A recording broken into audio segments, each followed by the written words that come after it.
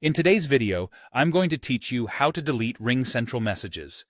We'll walk through the quickest way to remove a single message and how to delete an entire conversation using the Ringcentral desktop or web app.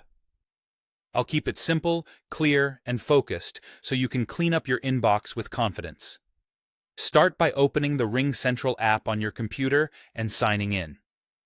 On the left sidebar, click Messages to bring up your chats. You'll see a list of your conversations. Select the one that contains the message you want to remove. Once you're inside the conversation, hover your mouse over the specific message you want to delete.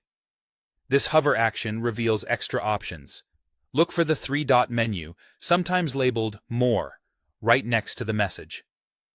Click it, then choose Delete.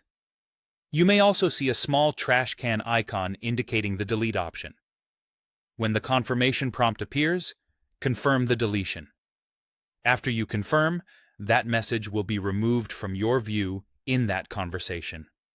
Remember, this action is meant to tidy up your side of the thread, so think of it as cleaning up what you see.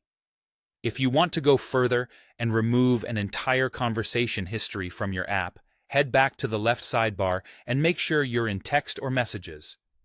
Find the conversation you want to delete and hover over it in the list. You'll see a More button, again shown as three dots, appear beside the name or number. Click that, choose Delete, and then confirm when the prompt appears.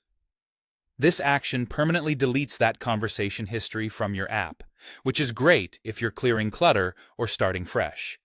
Because this is a permanent change on your end, take a moment to double-check you've selected the correct thread before confirming.